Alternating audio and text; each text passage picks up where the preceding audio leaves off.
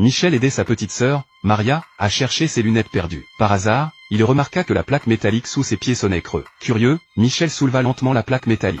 Il pensait avoir découvert une grotte remplie de trésors. À la place, il aperçut un pied humain immobile. Cette vision terrifia Michel. Il recouvrit rapidement le trou avec la plaque métallique. Puis il s'enfuit, paniqué. Lorsque Michel et Maria rentrèrent chez eux, ils furent surpris de voir le camion de leur père garé devant la maison. Les deux enfants entrèrent en courant, ravis. Leur père travaillait souvent loin de la maison et revenait rarement. Cette fois, il leur avait même rapporté des cadeaux. Pendant le dîner, les enfants se disputèrent pour savoir qui devait acheter du vin à leur père. Leur père proposa de tirer au sort pour décider qui devait y aller. Finalement, leur père tira lui-même l'allumette la plus courte. À cause de ce qu'il avait vu plus tôt, Michel ne dormit pas de toute la nuit. Il se demanda sans cesse si la personne dans le trou était vivante ou morte. Le lendemain, il ne put plus résister à sa curiosité et retourna enquêter. Michel se tint à l'entrée du trou. Il inspira profondément pour calmer sa peur. Puis il souleva lentement la plaque métallique. Le pied était toujours là et n'avait absolument pas bougé. Michel lança prudemment une petite pierre dans le trou. Le pied ne réagit pas. Il ramassa une autre pierre, mais découvrit que le pied avait soudainement disparu. Poussé par la curiosité, Michel se pencha pour regarder à l'intérieur. Un garçon maigre à l'apparence effrayante surgit soudainement devant lui. Michel poussa un cri de terreur. Il sauta sur son vélo, puis il s'éloigna aussi vite que possible.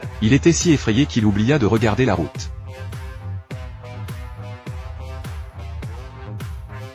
Lorsque Michel reprit connaissance, son corps était couvert de fourmis. La chaîne de son vélo était également cassée. Il n'eut d'autre choix que de pousser le vélo jusqu'à chez lui. Le père de Michel le réprimanda pour être rentré si tard. Il avertit Michel qu'il ferait aussi bien de ne plus revenir s'il continuait à se comporter ainsi. Michel était bouleversé, sans comprendre que son père s'était simplement inquiété pour lui. Michel resta assis silencieusement dans un arbre en pensant au mystérieux trou. Par dépit, il dit à Maria qu'il ne rentrerait pas dîner. Michel apprit alors que leur mère avait préparé son gâteau préféré. Il ne put pas résister. Il prit la main de Maria et rentra sous la douce lumière du coucher de soleil. Le lendemain matin, son père semblait avoir oublié la dispute et demanda à Michel de l'embrasser comme d'habitude. Après le petit déjeuner, Michel joua avec ses amis. Mais le mystérieux trou ne quittait pas son esprit. Ignorant les appels de ses amis, il retourna à l'endroit qui l'effrayait autant qu'il le fascinait. Cette fois, Michel ne se pencha pas dans le trou. Il resta au-dessus. Il demanda si le garçon qui se trouvait en bas était encore vivant. Au bout d'un moment, une voix faible s'éleva du fond du trou. Michel comprit ce dont le garçon avait besoin. Michel se rendit dans une maison voisine pour trouver de l'eau potable. Il goûta prudemment l'eau lui-même avant de la donner. Michel attacha la bouteille à une corde. Il la descendit lentement dans le trou. Le garçon s'approcha en rampant et but avidement. Après avoir bu, le garçon dit qu'il avait très faim. Michel n'avait rien à manger sur lui.